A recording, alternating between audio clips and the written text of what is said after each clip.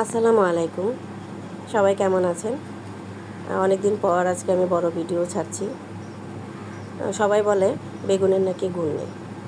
আসলে কি তাই? বেগুনের কিন্তু অনেক গুণ। সেটাকে আপনি যে কোনোভাবে খেতে পারেন। ভেজে খেতে পারেন, পুড়িয়ে ভর্তা বানিয়ে খেতে পারেন, আবার শুটকি দিয়ে অন্যান্য তরকারির সাথে রান্না করেও কিন্তু খেতে পারেন। সকালে আমার একটা ভাজি বা ভর্তা টর্তা না হলে আমার কিন্তু ভালোই লাগে না। আপনারা সকালে নাস্তায় কে কী পছন্দ করেন আমাকে জানিয়েন। তা আজকে আমি সকালে নাস্তার জন্য বেগুন ভাজি করছিলাম, কিন্তু সেটা একটু অন্যভাবে করছিলাম, আর সেটাই আমি আপনাদের সাথে এখন শেয়ার করলাম। আমি এখানে বড় সাইজের দুটো বেগুন নিয়েছি। আমি একটা আপনাদেরকে ভাজি প্রসেস করে দেখিয়ে দিচ্ছি। বেগুনটাকে প্রথমে ফালি ফালি করে কেটে মাঝখান দিয়ে আমি গর্ত করে উঠিয়ে নিলাম। এটা আপনারা ছুরি দিয়ে আমার মতো এভাবে করতে পারেন, আবার কোনো বাটি দিয়েও চাপ দিয়েও করতে পারেন। আর এগুলোর সাথে আমি কিছু সবজি নিলাম, ধনিয়া পাতা, কাঁচামরিচ, পেঁয়াজ কুচি, বেগুনের যে মাঝের অংশটা ছিল সেটা, আর 2টা আলু। এগুলো সব কুচিয়ে নেওয়ার পর আমি বেগুনগুলোকে একটু হলুদ, লবণ, মরিচের গুঁড়া, ধনিয়ার গুঁড়া দিয়ে মেখে নিলাম। মাখানো হয়ে গেলে আমি রান্নার প্রসেসে চলে যাব। আর যে সবজিগুলো আমি কেটে রেখেছিলাম সেগুলোকে একটা বাটিতে নিয়ে নিলাম। তারপর এগুলোর সাথে কিছু সবজি মশলা আমি মিশিয়ে দিচ্ছি।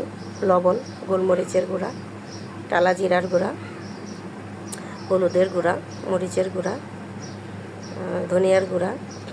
তারপর এখানে আমি দিয়ে দিয়েছিলাম 2 চামচের মতন কর্নফ্লাওয়ার, এটা একটা মচমচা ভাব আনার জন্য। আর এখানে আমি একটা ডিম নিয়ে নিলাম। এই প্রসেসটার জন্য আর একটা বেগুনের জন্য আমার একটা ডিম নিয়ে যথেষ্ট। এগুলো মাখিয়ে সাথে সাথে আমি চলে যাব রান্নাঘরে।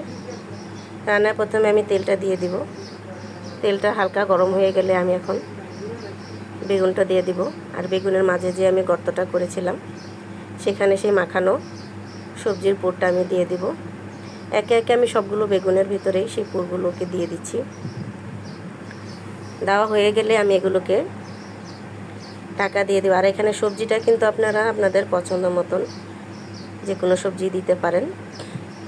আমার ঘরে এই সবজিগুলো ছিল, তো এগুলো দিয়ে আমি আপনাদেরকে তৈরি করে দেখালাম পুরো প্রসেসটা। আশা করি আমার রান্নাগুলো আপনারা এখনও যারা দেখেন না, আর আমার চ্যানেলটাকে যারা এখনও ফলো করেননি তারা ফলো করে আমার পাশে থাকবেন। আর এখন ঢাকা দিয়ে দিয়েছিলাম, আর চুলার আঁচটা কিন্তু এক মাঝারি ছিল, কারণ ভিতরে যে সবজিগুলো দিয়েছি সেগুলো সিদ্ধ হওয়া লাগবে। আর দিয়ে আমি ঢাকা দিয়ে দিয়েছিলাম। আমার প্রায় 6 থেকে 7 মিনিট লাগছে। তারপরে আমি উল্টিয়ে ওই পাশে কালার চলে আসলে উল্টিয়ে দিচ্ছিলাম, এবং অন্য পাশেও কালার চলে আসলে আমার বেগুন ভাজাটা কমপ্লিট হয়ে যাবে। এভাবে আপনারা বেগুন ভাজি করে দেখবেন, স্বাদটা একটু ভিন্ন হবে, খেতেও ভালো লাগবে। সবাইকে ধন্যবাদ আমার সম্পূর্ণ ভিডিওটি দেখার জন্য।